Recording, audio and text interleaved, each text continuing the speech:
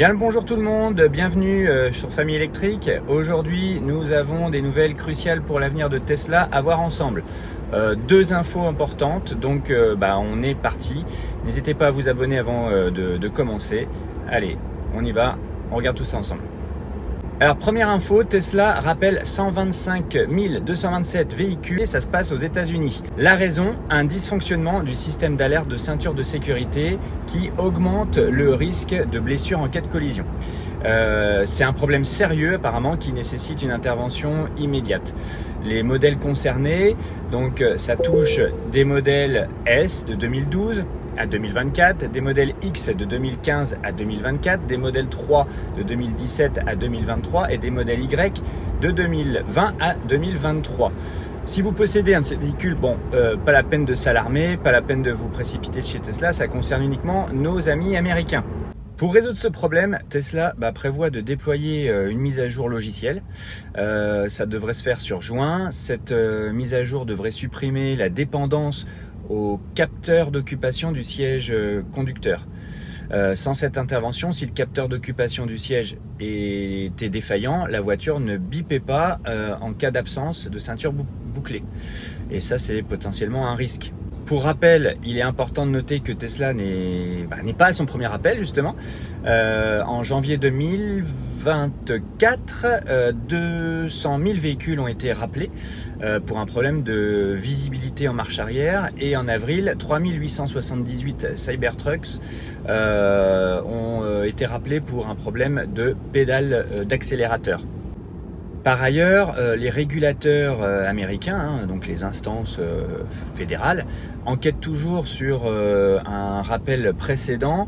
Vous vous en souvenez, plus de 2 millions de véhicules qui ont été rappelés pour des améliorations de l'autopilote après une série d'accidents.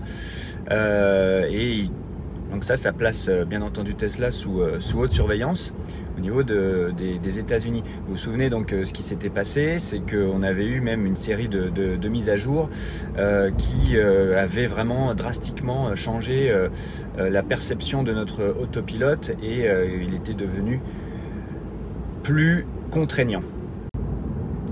Alors ça, c'est la première actu qui vient encore fragiliser Tesla à un moment où c'est pas facile pour la marque américaine.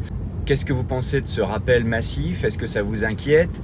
Est-ce que vous, d'ailleurs, vous avez déjà été confronté à des problèmes de sécurité avec votre véhicule Tesla? Dites-moi tout ça en commentaire. J'ai hâte de voir bien sûr ce que vous en pensez. Maintenant, deuxième actu, mais alors très importante, c'est un chapelet d'actu en fait. Tout d'abord, le 13 juin, les actionnaires de Tesla vont se prononcer sur plusieurs questions qui sont déterminantes et c'est notamment la question de la rémunération d'Elon Musk qui va être vue, qui pourra influencer de manière significative l'avenir de l'entreprise.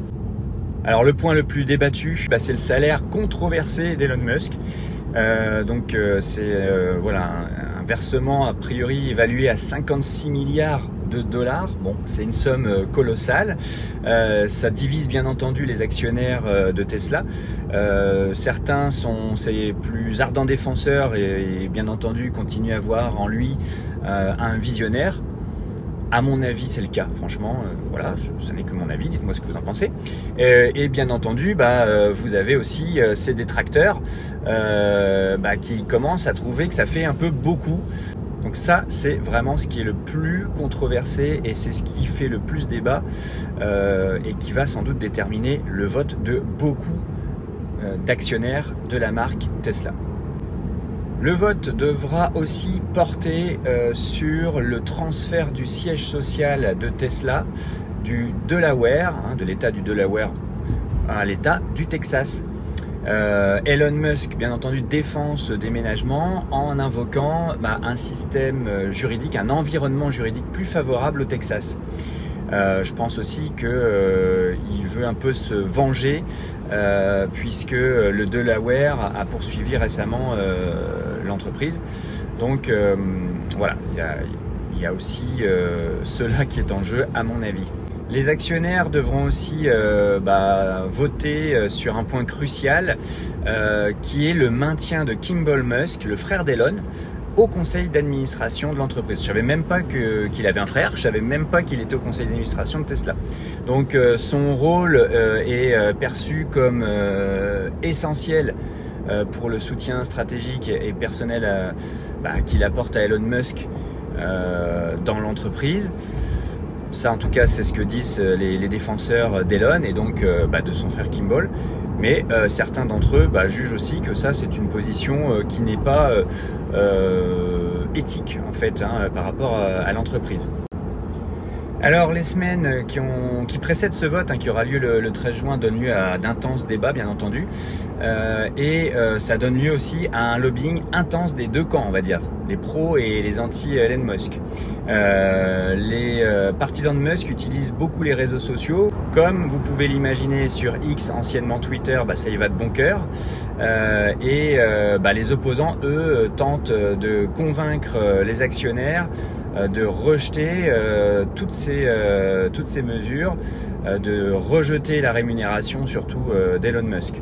Donc voilà, à mon avis, je voulais vraiment vous parler de ces deux news-là qui sont consécutives, qui arrivent toutes les deux l'une après l'autre, dans le même temps, qui fragilisent à mon avis encore un peu plus Tesla. Moi, ça commence à m'inquiéter un peu parce que moi j'aime bien c'est vrai que j'aime bien cette marque, même si je suis pas marié avec elle ad vitam aeternam, mais je trouve que ça serait dommage que l'entreprise soit privée en fait de la vision d'Elon Musk. Alors, il y a du pour, il y a du contre, c'est vrai. Est-ce qu'il a pas fait son temps? Est-ce que au-delà maintenant de l'idée de génie qu'il a eue et qu'il a su développer, est-ce que maintenant des entrepreneurs un peu différents pourraient apporter quelque chose de plus à la marque? Je sais pas. Finalement, le débat est ouvert. D'ailleurs, c'est à vous de nous dire. Qu'est-ce que vous pensez de ça? Est-ce que vous, si vous êtes actionnaire ou si vous étiez actionnaire, est-ce que vous voteriez contre cette rémunération de 56 milliards de dollars à Elon Musk? Voilà, dites-moi ce que vous en pensez. J'ai hâte de vous lire. Et puis, écoutez, je vous dis à très bientôt pour de nouvelles actus. Salut!